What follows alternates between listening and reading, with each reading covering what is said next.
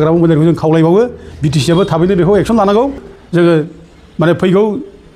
जुन दाननि फार्स्ट उइकनिफ्राय आन्दलन खालामसिगोन जों बेखौ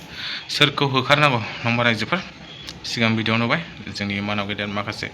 बर'नि समाज सिबियारि दैदेनगिरिफ्रा माखासे खोथा बुंलांबाय थ' रायजोफोर सोरखौ होखारनांगौ फुल भिडिअखौ नुवाखै नोंसोर नैबे भिडिअनि गेजेरजों नायलांबानो जाबाय बिथांमोना मा खोथा फोरमायखो नंबा सोरखौ होखारनांगौ नंबा मानो दोननाङा जोंनि बे बिटिसि एरियायाव जायनि थाखाय बिदि एक्सन लानाय जादों थ' रायजोफोर नोंसोर भिडिअखौ नायलांदो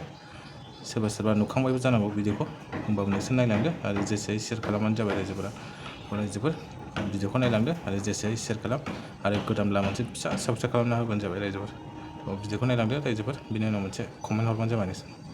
बेयाव जोङो बड'लेण्ड रायजो सुरक्षा मन्चनि हांख्रायनायाव जोंजों लोगोसे दंफायो गाहाय नेतारि जयन्त बर' ओमफ्राय जोंनि एडभाइजार आरो जेसेबां बे क'क्राझारनि खाथि खाला गामिनि गावबुराफोर ओमफ्राय बिटिसि एरियानि गावबुरा दैदेनगिरिफोर ओमफ्राय गोबां मानगोनां गोनां व्यक्तिफोर बिसोरखौ लानानै जों दिनै मेल लिंनाय जाबाय आरो ट्राइबेल स्टुडेन्टस इउनियननि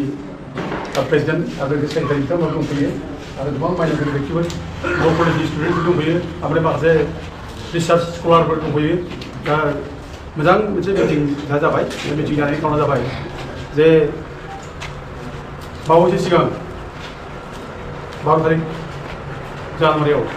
जे सिख्ला जोहोलाव बिस्मिखौ बुथारबाय ओमफ्राय बिनि उनाव थांनाय 17 तारिख एप्रिलाव बे रैखाथा फरेस्ट अफिसखौ जों फाइभ खालामनानै डिसलाइट खालामनानै लांबाय आरो माने गारि घोड़ा सावनाय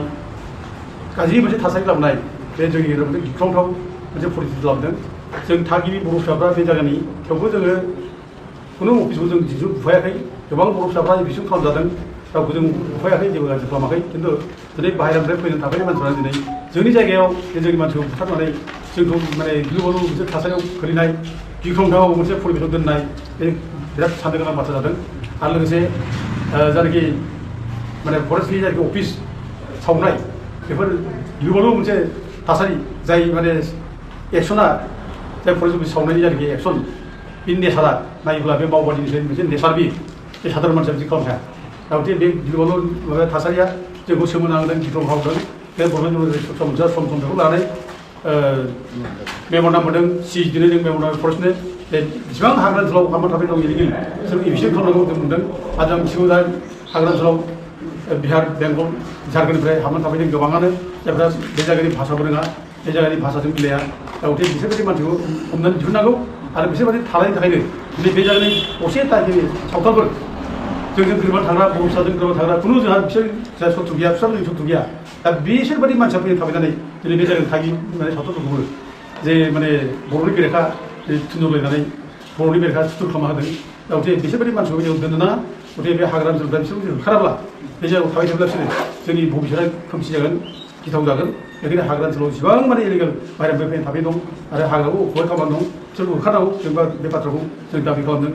दिनैबो फरेस्टनि मेम'रेन्डाम होदों जोङो ओमफ्राय जों बेखौ डिसिआवबो मेम'रेन्डाम होदों चिरां डिसि क'क्राझार डिसि आरो लोगोसे बिटिसिआवबो जोङो हाग्रामा महिलारिनो जोङो मेम'रेन्डाम होनाय जाबाय दा अदेबानि बिथांमोनहा दाखालि समाव मोनसे कर्ट अफ कन्डाक्टनि आन्दाराव थानायखाय एक्सन लानो उसुबिदा जादों जानो हागौ दा कर्ट अफ कन्डाक्ट बायबाय जाला दा बे समाव हाग्रामा महिलारिखौ जों खावलायबावो बिटिसिआबो थाबैनो बेखौ एक्सन लानांगौ आरो फरेस्ट डिपार्टमेन्टआ थाबै एक्सन लानांगौ जों बेखौ दाबि खालामो आरो बेनोसै टाइमा जोंहा आरो बे टाइमाव हायाब्ला जों खुनु हानाय नंला जों बेखौ साननानै लायो आरो जोंहा आयेनानो जोंनि लोगोआव दंखायो जिहेतु बे फरेस्ट राइट्स एक्टनि जानाय आयेन माने 2006नि बे 2006नि आयेन बायदि इसेबां इलिगेल भाबै हाबनानै दं बाहेरानिफ्राय हाबनानै थांनाय बिसोरखौ होखारजोबनांगौ आरो बिसोरखौ दोननाङा आरो गुबुन जायगानि ट्राइबेलनिफ्राय गुबुन जाथिफोर दं हाग्रायाव बिसोरो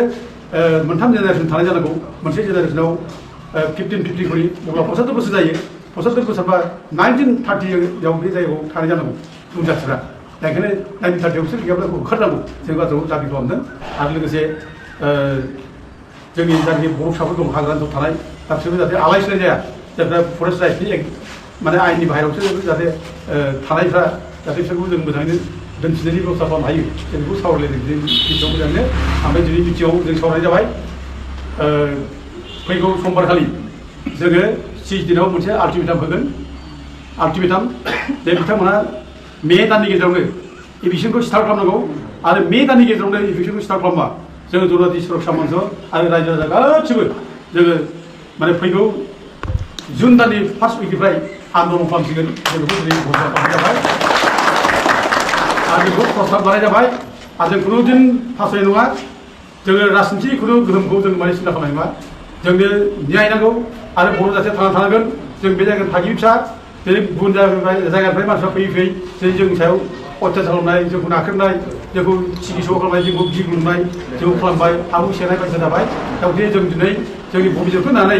जों दिनै जाथि उद्धारनि थाखाय जों दानि खामानि मावखादों जों रायजो राजाखौ बयबो खावलायहरो जाहाथे जोंनि फैगौ धर्ना हाबाफारियाव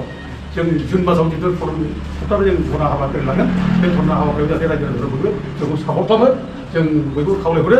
आरो गेजेर गेजेर जों रायजो राजाफोरजों मोनसे मिथिंनि थाखाय जों दिनै मोनसे डिसिसन लाबाय जे माने जेसेबां बर'नि आफाद दं जातीय आफाद माहारियारि आफाद बे माहारियारि आफादजों जोङो रायज्लायगोन बेखौ जों डिसिसन लाबाय जे नै फरायसा आफाद दङ बर' साहित्य सभा दङ बर' समाज दङ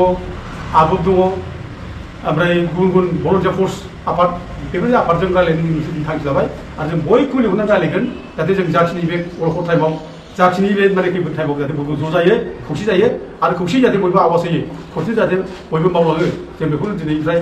जोङो ज' जानायनि बाथ्राखौ लानानै जों सावरायगोन आं बेखौ दिनै बे प्रेस मिटनि गेजेरजों बयबो मिथिनाय जाबाय